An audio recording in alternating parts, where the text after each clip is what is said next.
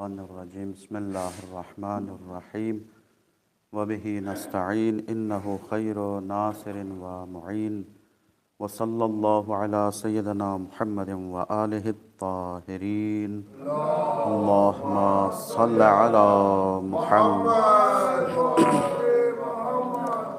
نماز گزاران عزیز، قرار یہی تھا کہ خطبہ نمبر 4 نہج البلاغہ کا اس کے اوپر روشنی ڈالی جائے تو علامہ ذیشان حیدر جوادی رحمۃ اللہ علیہ کے ترجمے اور شرح کے مطابق یہ خطبہ نمبر 4 پیج نمبر 42 میں ہے، آپ رجوع کر سکتے ہیں۔ اس خطبے کے بارے میں سید رضی رحمۃ اللہ علیہ نے لکھا ہے کہ ہی من افصح کلامہ، یہ خطبہ مولا کائنات کے فصیح ترین خطبوں میں سے ایک ہے، شاہکار خطبوں میں سے ایک ہے۔ یعنی مولا نے بہرحال خطبہ تو طویل ہی دیا ہے ظاہراً، لیکن فصاحت اور بلاغت کے مد نظر چونکہ وہ ادیب تھے تو اس میں سے کچھ مولا کائنات کے جملوں کا انتخاب کیا ہے۔ اور اس خطبے میں کیا ہے؟ وَفِيهَا يَعِظُ النَّاسِ وَيَهْدِيهِمْ مِنْ ضَلَالَتِهِمْ، تو اس خطبے میں مولا کائنات نے لوگوں کو نصیحت کی ہے۔ وعظ جو نصیحت کے معنی میں استعمال ہوتا ہے، وَيَهْدِيهِمْ اور لوگوں کی ہدایت سے متعلق باتیں بتائی ہیں۔ تو پہلا جملہ مولا کائنات یہ بیان کرتے ہیں، بنا اہتدیتم فی الظلماء، اے لوگو تم نے ہمارے سبب، ہماری وجہ سے ہدایت حاصل کی ہے۔ بنا اہتدیتم، تو کیا بات یہاں پر نہیں رکی؟ مولا کائنات بیان فرماتے ہیں فی الظلماء، یعنی رات کی تاریکیوں میں، اندھیروں میں تم نے جو ہدایت پائی ہے تو وہ ہماری وجہ سے ہدایت پائی ہے۔ بنا میں جو با ہے، یہ بنا دو الگ الگ، بے اور نا، تو با اسے باء سببیت کہا جاتا ہے۔ یعنی مولا کائنات بیان کر رہے ہیں کہ تمہاری ہدایت کا سبب ہم ہیں، ہماری وجہ سے تم نے ہدایت پائی ہے۔ اور اللہ نے ہدایت کے لیے ہمارا ہی انتخاب کیا ہے، اور ہم ہی کو چراغ ہدایت، جسے ہم لوگ مشعل راہ کے نام سے یاد کرتے ہیں، قرار دیا ہے۔ خلاصہ یہ کہ اصلی ہدایت ہمارا دامن تھام لینے میں ہی ہے۔ یعنی اگر تم لوگ واقعاً چاہتے ہو کہ ہدایت پا جاؤ تو ہمارا دامن تھامنا ہوگا، اور اگر ہم سے جڑے رہو گے تبھی تم ہدایت پاتے رہو گے۔ اچھا، اب یہاں پر ایک یہ ہے، مولا کائنات کس سے مخاطب ہو رہے ہیں؟ اس کا بیک گراؤنڈ اگر آپ دیکھیں گے، اس کے پس منظر کو دیکھیں گے تو مولا کائنات نے رسول کی رحلت کے بعد جو حوادث پیش آئے ہیں، واقعات پیش آئے ہیں، تو ان میں سے طلحہ اور زبیر، ان دونوں کو ہے نا، طلحہ اور زبیر، ان دونوں کو مخاطب کر کے یہ جملے ارشاد فرمائے ہیں۔ حالانکہ مولا کا کلام کبھی بھی، کسی بھی امام کا کلام ہے نا، ایک شخص سے محدود نہیں ہوتا، ایک زمانے سے محدود نہیں ہوتا۔ یعنی جتنے بھی اس کردار کے ہوں گے، سب کے لیے یہ ائمہ علیہم السلام کی بات صادق آئے گی، سب کے لیے ہوگی۔ تو میں 2-3 منٹ میں اگر ہو سکے تو بتا دوں کہ یہ طلحہ اور زبیر کون ہے۔ ہم لوگ تو ویسے جا کے الگ سے تحقیق وغیرہ نہیں کریں گے، آپ کے ذہن میں ایک خاکہ رہے کہ یہ طلحہ اور زبیر کون ہیں۔ تو میں آپ کی خدمت میں عرض کر دوں، طلحہ کا نام تو طلحہ ہی ہے، طلحہ بن عبید اللہ ہے نا۔ یہ خلیفہ اول کے ذریعے سے اسلام لے کر آتے ہیں، ابتدائی مسلمانوں میں سے ہی ہیں ہے نا۔ اسلام رسول خدا کی بعثت کے قریب قریب ہی انہوں نے ایمان لایا ہے، اسلام لے کر آئے ہیں، اور اہل سنت ان کو عشرہ مبشرہ میں شمار کرتے ہیں۔ معلوم ہے عشرہ مبشرہ کیا ہے؟ وہ 10 لوگ جن کے بارے میں اللہ کے رسول نے جنت کی بشارت دی ہے، وہ 10 صحابی، 10 معلوم ہے، 10 مبشرہ یعنی خوشخبری دینا، جن کے بارے میں خوشخبری دی ہے۔ حالانکہ ان کے انجام کو دیکھیں گے تو جنت کے دور دور تک کوئی تصور ہی نہیں ہے۔ بہرحال وہ ان کے نزدیک جلیل القدر صحابی ہیں ہمارے اہل سنت بھائیوں کے نزدیک، تو 10 مبشرہ میں ان کو قرار دیتے ہیں۔ اچھا، اور ان کے 2 بیٹے تھے، محمد اور موسیٰ۔ محمد بھی انہی کے ساتھ جنگ جمل میں مارے گئے۔ جنگ جمل جو 36 ہجری میں واقع ہوئی تھی مولا کائنات کے مقابلے میں، وہ آپ کی نگاہوں میں ہے۔ تو ان کو جو جنگ جمل میں جس نے مارا ہے وہ خود انہی کے لشکر کا تھا، مروان بن حکم، اور اس کے سیاہ کارنامے الگ ہیں، پھر ہمارا وہ وقت بھی نہیں ہے، یہاں موضوع بھی نہیں ہے کہ اسے بیان کریں۔ صرف ایک نقطے کو بیان کرنے کے لیے میں یہ مقدمہ آپ کی خدمت میں بیان کر رہا ہوں۔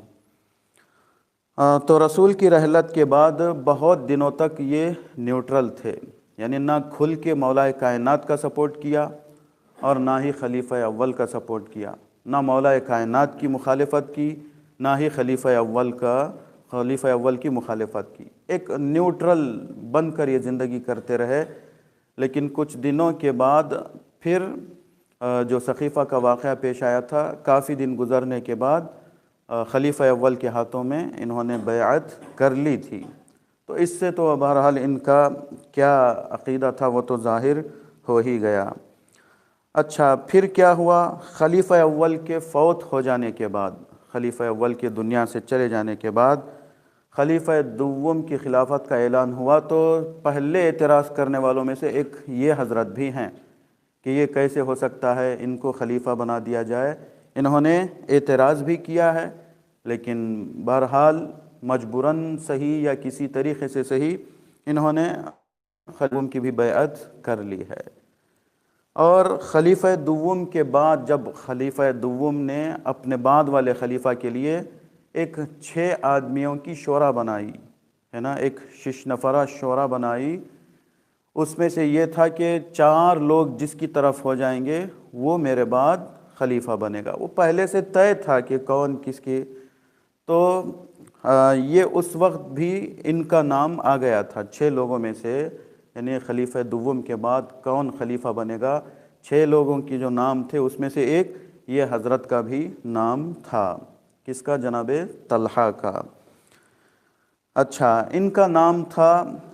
بعد نتیجہ کیا ہوا کہ یہ مدینے کے باہر گئے ہوئے تھے، تو 5 ہی لوگ رہ گئے تھے، ہے نا، 6 لوگوں میں سے 5 لوگ رہ گئے تھے جب خلیفہ دوم کی وفات ہوئی تھی۔ تو اب یہ مدینہ جب تک کہ واپس آتے تب تک کہ خلیفہ سوم خلیفہ بن چکے تھے۔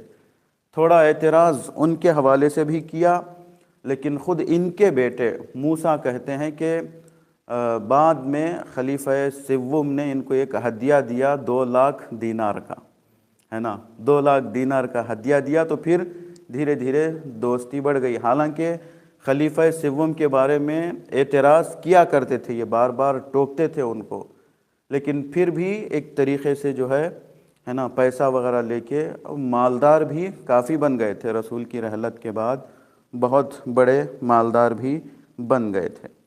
تو یہ ان کی مختصر ہے۔ تو ان کی یہ کب دنیا سے گئے تھے؟ جنگ جمل میں 36 ہجری میں۔ تو اسی کے ساتھ جو زبیر، اللہ اکبر، یہ تو بہت ہی محترم شخصیت تھی رسول کے زمانے میں اور رسول کے بعد بھی۔ زبیر بن عوام ان کا نام بتایا جاتا ہے۔ یہ مشہور تاریخ اہل سنت کے اعتبار سے بھی 16 سال کی عمر میں ایمان لے کر آتے ہیں، 4 یا 5ویں آدمی ہیں۔ ان کا انجام دیکھیے، اللہ اکبر، 4 یا 5ویں آدمی ہیں جنہوں نے اسلام قبول کیا ہے۔ اتنے قریبی آدمی تھے، اور ہمیشہ رسول کی حمایت میں تلوار ان کی بلند رہتی تھی۔ رسول کے ساتھ اکثر جنگوں میں انہوں نے شرکت کی ہے نا، یعنی جیسے مولا کائنات نے شرکت کی ہے، वैसे ही तकरीबन सब नहीं तो 2-4 जंगों को छोड़ के अक्सर जंगों में इन्होंने शिरकत की है। रसूल की रहलत के बाद देखिए इनका किरदार कितना अजीब था, है ना। एक एतबार से मैं ये बात भी बता दूं कि रिश्तेदारी भी बाज़ वक्त काम नहीं आती है, हमेशा किरदार ही को इस्लाम अहमियत देता है। तो ये रसूल खुदा और मौला कायनात के फुफीज़ाद भाई भी थे, है ना। सुफ़ैया बिनते अब्दुल मुत्तलिब जो रसूल खुदा की भी फूफी हैं, मौला कायनात की भी फूफी हैं, है ना। तो ये उन्हीं के बेटे भी थे। तो रसूल की रहलत के बाद सबसे पहले तलवार उठाने वालों में से ये हैं मौला कायनात के सामने आकर के अली आप आवाज़ बुलंद कीजिए, मैं आपका साथ दूंगा। तो मौला कायनात ने बहरहाल ये कहा कि तलवार के ज़रिए से मुझे खिलाफत हासिल करनी नहीं थी। इसी तरीके से अबू सुफियान भी आए थे और अब्बास बिन अब्दुल्ला भी आए थे, अब्दुल मुत्तलिब भी आए थे जो चचा थे। तो मौला कायनात ने सबको मना किया कि मुझे तलवार के ज़रिए से खिलाफत हासिल नहीं करनी थी, और अगर तलवार के ज़रिए से होना था तो मैं कब तुम्हारी तलवार का मोहताज था, है ना। मुझे तुम्हारी तलवार की ज़रूरत भी नहीं थी अगर मुझे हासिल करना होता।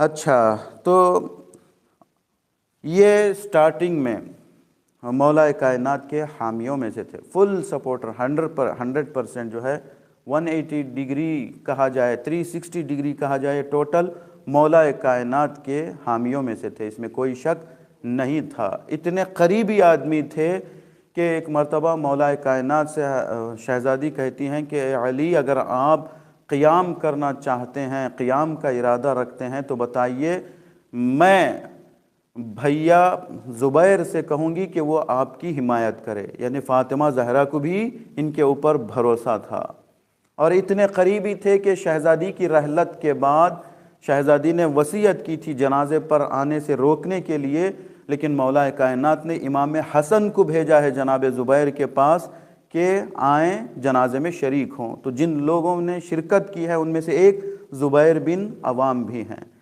तो ऐसे तलवार के इन्होंने कारनामे बताए थे रसूल के साथ रहकर, मौला कायनात के साथ रहकर, कि इनको सैफुल इस्लाम का टाइटल दिया गया है, द स्वॉर्ड ऑफ इस्लाम, है ना। सैफुल इस्लाम इनका टाइटल दिया गया था, इतने ये हामी थे। अब नतीजा क्या हुआ, तो ये मौला कायनात के हाथों में भी इन्होंने बैअत की है, इसने भी और तलहा ने भी, तलहा ज़ुबैर दोनों ने मौला कायनात के हाथों में बैअत की थी। कई दिन तक रहे, लेकिन जब मौला कायनात ने सारे ओहदे तकसीम कर दिए, सारे बड़े शहरों के गवर्नर मुअय्यन कर दिए, तब ये इंतज़ार कर रहे थे कि अब हमारा नाम आएगा, अब हमारा नाम आएगा, बसरे की हुकूमत हमें मिलेगी। एडवांस में जनाब तलहा ने जो है बसरा में पहले ही एक बड़ा विला तैयार कर दिया था कि मुझे यकीन है कि बसरा की हुकूमत मुझे मिलेगी। लेकिन देखा कि मौला कायनात ने इनका नाम नहीं लिया। क्यों? मौला कायनात की हुकूमत किताब और सुन्नत के एतबार से होती है, किताब और सुन्नत की बुनियाद पर होती है, रिश्तेदारी की बुनियाद पर नहीं होती, दोस्ती की बुनियाद पर भी नहीं होती। तो इनका नाम नहीं आया तो धीरे धीरे एक मुखालिफत शुरू हुई। देखा कि ना हमसे मशवरा किया जा रहा है, ना बैतुल माल में से हमें एक्स्ट्रा पैसे मिल रहे हैं, और ना ही हमें ओहदा मिला है। तो धीरे धीरे मुखालिफत हुई और यहाँ तक कि क़त्ल खलीफा सिव्वम के बाद जब रसूल की एक ज़ौजा उम्मुल बनीन उम्मुल मोमिनीन, है ना, जनाब आयशा मक्के में थी कि क़त्ल उस्मान के बहाने से बदला लिया जाए, इंतकाम लिया जाए। तो इस एतबार से ये ख़बर इनको मिली तो तलहा और ज़ुबैर दोनों आते हैं मौला कायनात के पास और कहते हैं कि हम उम्रा जा रहे हैं, उम्रा करने के लिए मक्का जा रहे हैं। मौला कायनात ने जनाब अम्मार वग़ैरह से कहा था कि ये उम्रा करने के लिए नहीं जा रहे हैं, ये ख़ियानत करने के लिए जा रहे हैं, दीन के साथ ख़ियानत के लिए जा रहे हैं। नतीजा यही हुआ कि ये गए और ज़ौजा रसूल से मुल्हक़ हो गए। क़त्ल उस्मान के बहाने से, इंतकाम के बहाने से ये जंग जमल जो वाक़ हुई उसमें शिरकत कर गए। تو جنگ جمل سے پہلے ان سے کہا کہ اے زبیر تم نے تو علی سے بیعت کی تھی۔ اللہ اکبر، یہ نوٹ کرنے والا جملہ ہے جو انہوں نے کہا کہ آپ نے تو بیعت کر لی تھی، کیوں آپ پھر اب مخالفت کر رہے ہیں؟ تو انہوں نے کہا میرے ہاتھ نے بیعت کی تھی، میرے دل نے بیعت نہیں کی تھی۔ اللہ اکبر، آدمی دیکھیے مخالفت میں آ جاتا ہے تو کتنا بہک جاتا ہے اور کیسے کیسے الفاظ وہ استعمال کرتا ہے۔ تو نتیجہ یہ ہوا کہ جنگ جمل میں مارے گئے مولا کائنات نے اپنے تمام لشکر والوں سے کہہ دیا تھا کہ زبیر کی خدمتیں ہیں، بھلے اس نے اس وقت مخالفت کی ہے لیکن کوئی انہیں قتل نہ کرے۔ مولا کائنات نے کہہ دیا تھا، لیکن اس کے باوجود کسی نے قتل کیا تو مولا کائنات نے کہا تھا کہ قاتل اور مقتول دونوں جہنمی ہیں، ہے نا۔ میری مخالفت کر کے کسی نے دشمنی میں قتل کیا ہے، میری حکم کے باوجود قتل کرنا یعنی میرے حکم کی مخالفت کرنا، ایک امام کی مخالفت کرنا، تو امام کی مخالفت کرنے والا جہنمی، ظاہر سی بات ہے۔ تو قاتل اور مقتول دونوں ہی۔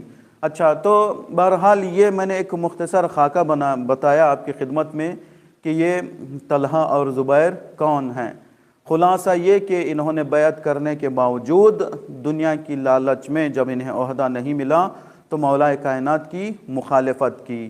تب مولا کائنات نے یہ کہا کہ بنا اہتدائی تم، ہے نا، تم لوگوں نے ہمارے ذریعے سے ہمارے سبب ہدایت پائی تھی، تم لوگ گپ اندھیرے میں تھے تو ہم نے تمہیں تاریکیوں سے نکالا تھا۔ صحیح۔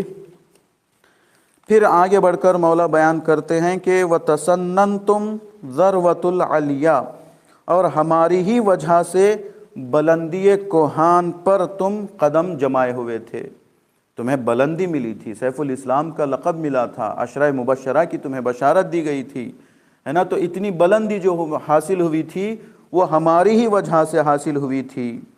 یہاں پر مولا کائنات کے اس جملے کے ذیل میں علامہ ذیشان حیدر جوادی رحمۃ اللہ علیہ نے بہترین جملہ ارشاد فرمایا ہے کہ یہ جو مولا کائنات کہہ رہے ہیں کہ ہماری وجہ سے ہی تم لوگوں کو بلندی ملے گی، تو علامہ ذیشان فرماتے ہیں کہ علی کے علاوہ بلندیوں تک پہنچا بھی کون سکتا ہے نا؟ یا وہ پیغمبر بلندی پر پہنچائے گا جسے معراج حاصل ہوئی ہو، یا پھر وہ وسیع پیغمبر کا بلندیوں تک پہنچائے گا جسے دوش رسول میں رسول کے ساتھ معراج حاصل ہوئی ہو۔ یہی تو بلندی، جو بلند ہوگا وہی دوسروں کو بھی بلندی تک پہنچائے گا۔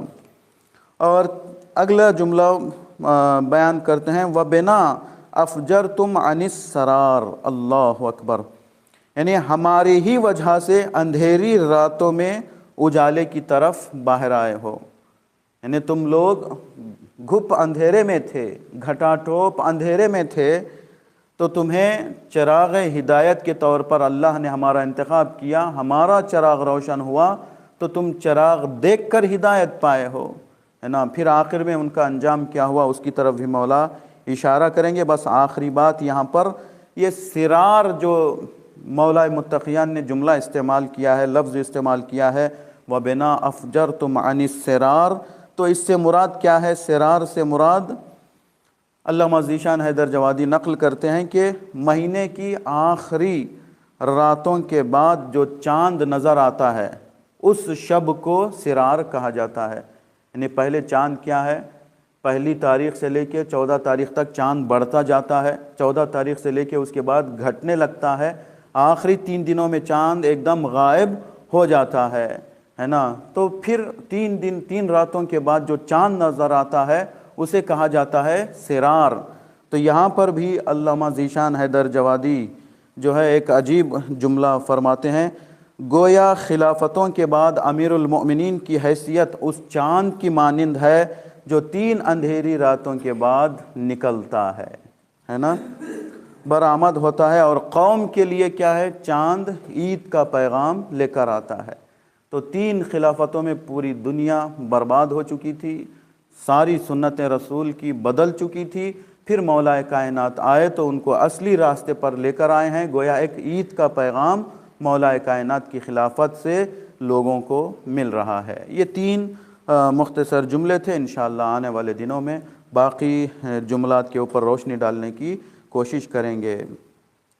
خدا کی بارگاہ میں دعا کرتے ہیں خداوند عالم ہم سب کو اہل بیت علیہم السلام کے معارف کو پڑھنے، سمجھنے اور اس پر عمل کرنے کی توفیق عطا فرمائے۔ وآخر دعوانا ان الحمد للہ رب العالمین۔ اللہم صل علی محمد وآل محمد وعجل۔ آج میرے خیال